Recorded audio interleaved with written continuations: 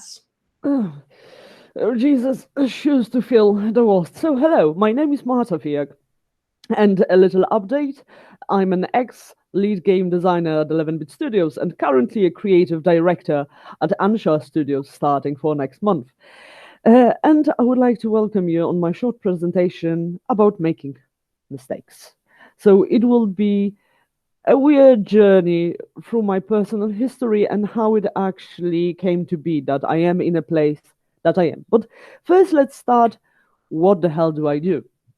And through the years, I made many things in game development. I was a data analyst. I was a programmer. I even did some pixel art. But mostly, who I am a game designer with a systemic approach. So system design is my thing and is the thing that I do the most and probably the best of all of my skills. And what is game design is telling the stories and creating the emotions by using the language of games. So the language of games is quite unique. Games in the past tend to be try to be like movies, but this is kind of at the dead end in a way, as our medium has a lot of its own unique ways to express things. So due to mechanics, due to interactions, due to systems. And this is what I do. I create those mechanics, I create using maps and relations experiences for the player. And what is, of course, an important distinction is that game design is not having ideas. Ideas are coming from everyone on the team. So there is no such a person in game development as idea person. Everyone has them. They are better, they are worse, they are different. But game designer role is to get those ideas and translate them to the language of games. Because an idea is usually not too playable and then not too fun to do. And this kind of comes to what I do on a daily basis and what is the development cycle of the game. And the games are created in iterations. And I think this is the most important aspect, both in terms of making games and also in the another part of this story. So, what does it mean? We want to make a game. We have the core concept, the core idea. We want, for example, the feeling of flight. We want the player to feel like a bird. I'm not saying that this is a good game idea. I'm just saying that this is the example that we are going to go with. So what we do, we create a plan how we like to achieve it. We implement it, and then we play it. And trust me, every single time, your first time you play your prototype, it is a bloody disaster. Every time.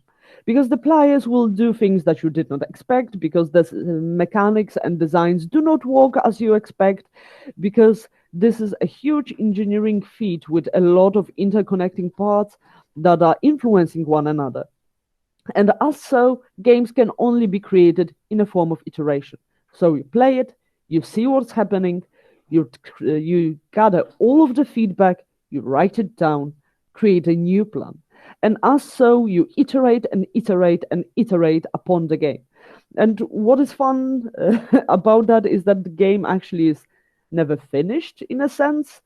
It only gets released at some point because you have to, because, you know, one day you have to stop working on something. But you could actually iterate ad infinitum.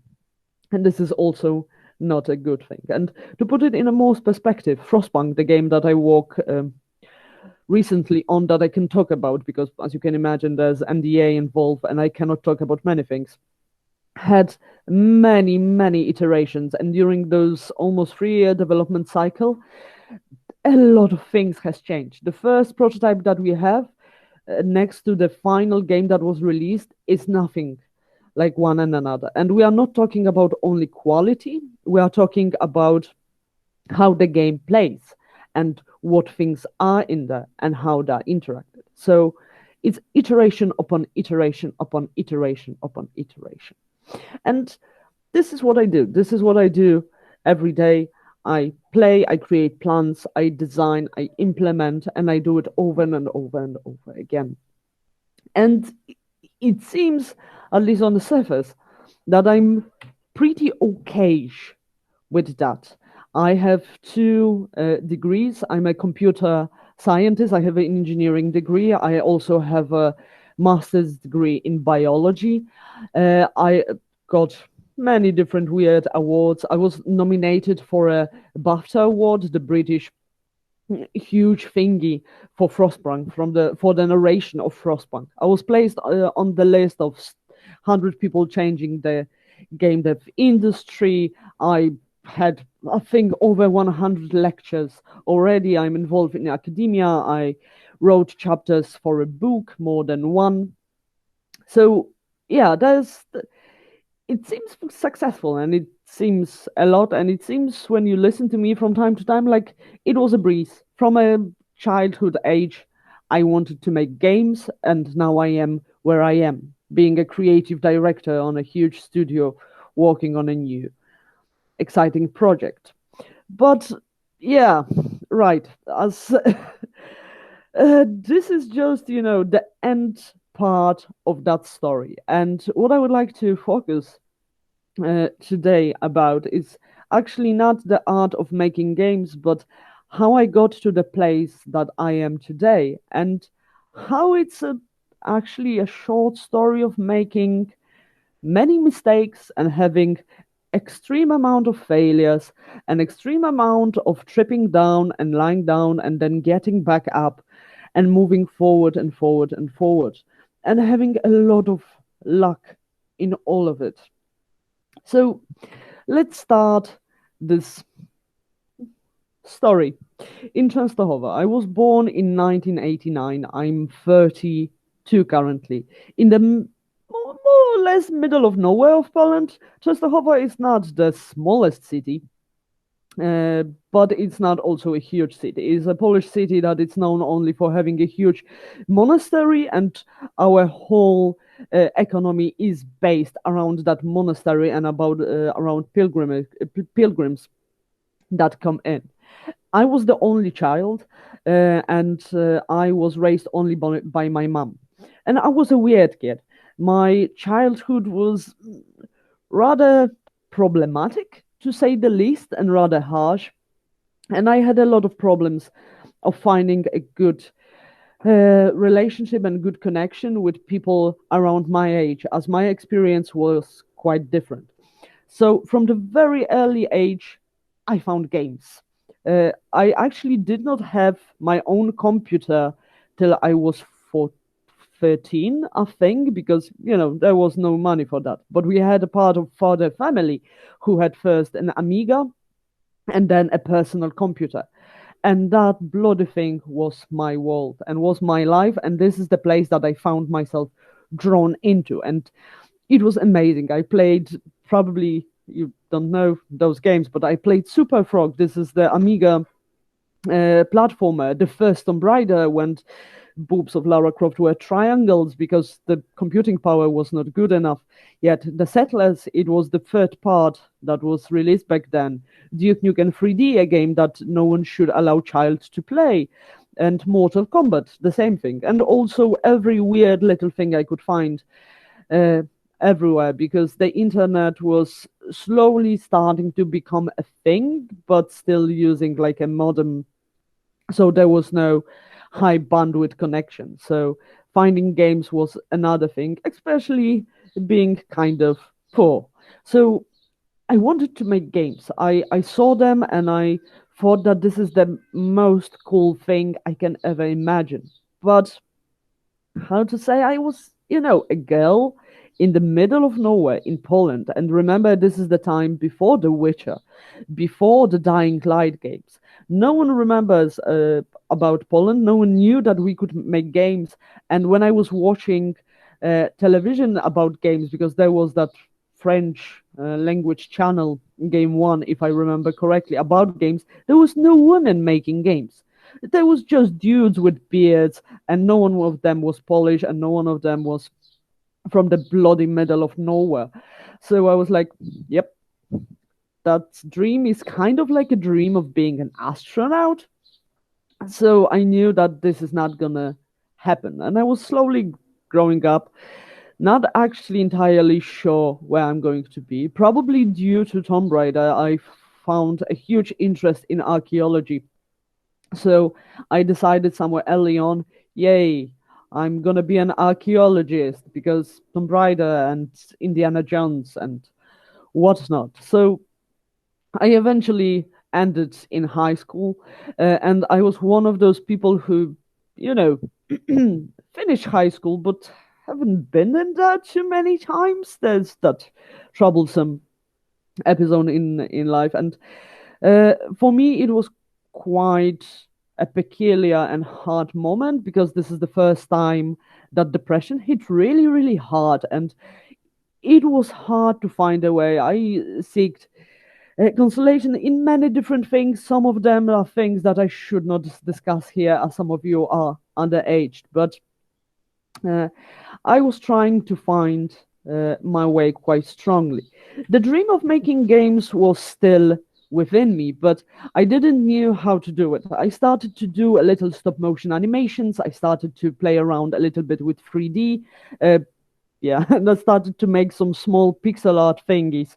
Sorry for the quality of that, but those are things from the early 2000s that I found lying around on my drive. But still, making games was something beyond my dream. And as I was finishing high school, I was fortunate enough that I was able to go to study somewhere because my mom was able to afford that. But me finishing high school was rather like not with the best grades, to say the least, and not, being entirely sure. So, as I always had that fantasy of being an archaeologist and science was my thing, and somewhere along the way I switched to more biology and chemistry approach. I decided that after high school I'm gonna go and study experimental biology. Why? It's hard to tell. I was in high school, I wasn't the smartest high schooler, and my exam numbers, like, the matura, allowed me to go there, which was that great written down, to say the least. So without a lot of idea what to do next and just having that love for games back in my hand, I landed in Wrocław, in a bigger city, on the University of Wrocław, studying experimental biology. But it was not experimental biology at start, it was just biology. You would pick your specialization after the first 3 years. So I really struggled. The first year, it was, a transition period coming from high school, and on the other hand, being first time outside of my home, not living with my mom. So you can imagine that it was, a lot of things. But somewhere around the second year, I decided that it's make it or break it, and I'm going to put all my effort into that biology studying because I'm not a kid anymore, and it's all of that is going to end in the disaster. So I started to learn and started to work really hard towards that biology degree, but it was still kind of boring in a sense for me and kind of sad in a sense for me. I still quite strongly remember the exam that I did not pass, that required us to learn 300 bird calls and recall them by ear. And that was just horrific in my perspective. I wanted to do things with genes. I wanted to do things, with a lot more experimental and a little bit of Jurassic Park flair. And I was learning what kind of a caca makes one bird on another. So I was quite unhappy. But somewhere along the way, I found a professor that would be a person taking care of my thesis, and she pointed me toward modeling of biological systems, computer modeling of biological systems, because I still had that, drive forward uh, computers and in back of my head making games. So I came up with a plan once more in my life, another iteration, what to do next, and came that I'm going to be a very good biological scientist, which will allow me also to do games after hours. So I will have that nice little hobby of making games, and I will be a serious scientist by the day. So, based on that and kind of an ill intent, I convinced my professor that the best next step for me would be to enroll into a second degree so I can learn how to code to better model those plans that I want to model. In back of my head, I wanted to make games. So, without a lot of thinking, I tried to enroll to Polytechnica, so the Technical University of Wrocław, to a subject called computer science. Just take into account that was 3 years after high school already, and I was not a mathematic driven person. I actually wrote my high school exam out of physics, but not out of mathematics, and uh, I got to the computer science program, but on the first classes from mathematical analysis, I found out that maybe I made a huge mistake. Those classes were made in English. I was hard to remember how you actually correctly add and subtract and multiply. And they come up onto the page with integrals and high level mathematical stuff. And the worst thing was that people around me, which were younger than me, and we just finished high school, already knew what integral were because they learned about it in high school. And I was sitting there being like, yeah. But still, that was a glimpse that kind of said to me, like, maybe after hours you can make games if you just can withstand that. So I fought and fought, and actually I failed mathematical analysis 2 once, and I had to redo it. But uh, finally, I did that, and kind of find the rhythm of my life with having the biological studies as my main thing, and having the computer science as my additional thing to make me a better biologist. But a thing came that I had to do my internship during the computer science studies. And the weirdest thought appeared in my mind as I was no longer in Częstochowa and few years have passed. And in Wrocław, they have Techland, the company that did Dying Light and that did the Dead Island series. So I thought that maybe I will try to get an internship in there. So I created the best CV I could have. I went and they actually got me an interview on which they famously asked me how much money would I like to make as an intern, for which I responded that I would like to do it for free because this is game development and it always has been my dream. And yeah, yeah, I did my internship for free, and I absolutely do not recommend that approach, but I was desperate to do that. And that was a first month in my life that I was actually passionate, like truly passionate about what I'm doing. I joined a smaller team developing mobile games, and I spent a month developing my own game with people who were extremely skillful and who were extremely good at what they did. And after that month, my lead told me that he would like to employ me. So I was like, maybe game development is my thing. But after an hour, he got back from the talk from the talk from the board, and they told him that he cannot employ me because they don't have the money. And I was devastated. That was that moment when I thought that, okay, that was my shot on game development, but probably I was not good enough. I will be a biologist, and this is what my life is going to be. And I spent a month, yeah, crying, just being a bloody mess in my bed and being really broken down by the thing. But after a while, I kind of got up a little bit. And I remember that Techland asked me to learn a specific language, a specific game engine for the internship. And before I started my internship, I started to make a game to learn it, to teach it to myself. When I joined Techland, I found out that, nah, they were going to use a different thing. But still, I had that little prototype. And so I decided after that month of just being a miserable burrito of sadness that maybe I can do something with that. And so I started my own indie game dev company out of my home. And saying it was an indie game dev company is saying too much, definitely too much, as this was just me and my partner at our home making games after hours.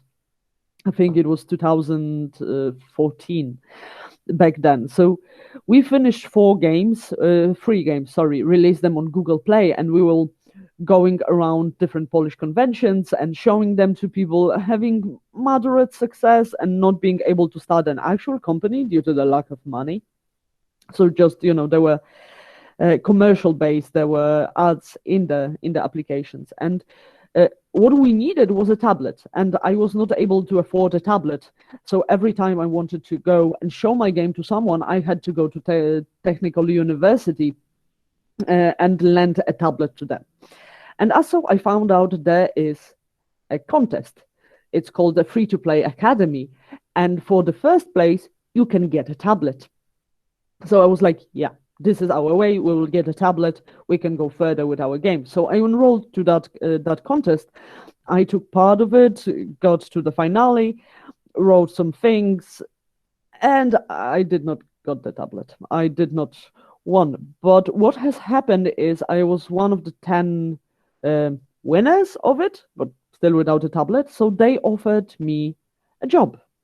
And that was my first actual job in game dev. I was still in the background studying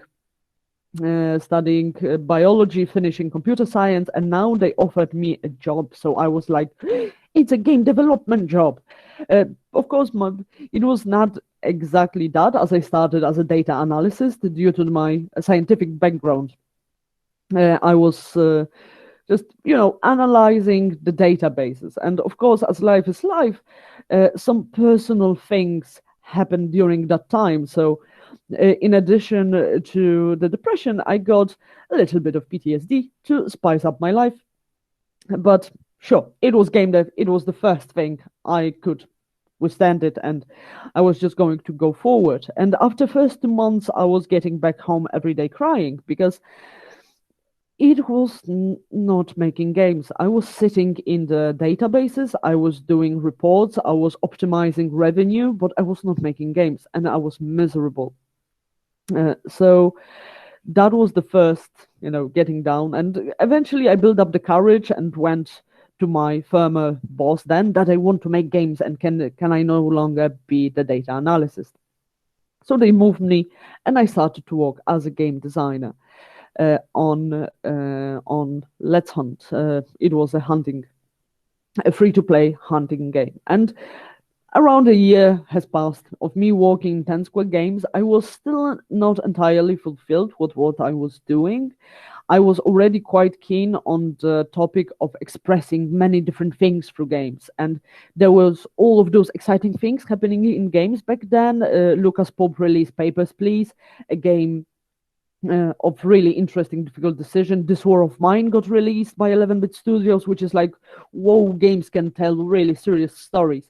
A little bit later, this Dragon Cancer appeared, so I was like, yeah, games can be so much more than those little bundles of joy, which is nothing wrong, but those little bundles of joy on your phone, those fishing games, etc., etc. So I started to look around, and I saw an offer for 11-bit Studios for a game designer, and I did what most of women statistically do. I looked on the requirements, and I found that I do not meet them, so I did not send anything. And I was like, yep, nope, 10 Square Games it is. I'm just pushing slowly one day at a time. And that would be it with the story of 11-bit Studios. But due to some kind of sheer luck, a headhunter approached me about that work at 11-bit Studios, and my partner actually forced me to send a CV, even though I was like, no, I don't have enough of experience, I don't have enough of skill, I cannot do it. And weirdly, after the interview, I got the job. They told me during the interview that I have a slight junior vibe, and I actually agreed to a pay cut to move to 11-bit Studios, but it was the type of games that I wanted to make, and I was really excited about that. And that started a long 5-year chapter in my career when I slowly, from being a game designer, became a senior game designer, became a lead game designer at 11-bit studio, and it sounds like a smooth transition, but to be truthful, for example, developing a Frostpunk and creating a society, because I created the Frostpunk is a society city builder game, society survival city builder game, and there's that strong part that tells about human stories in terms of a city builder game.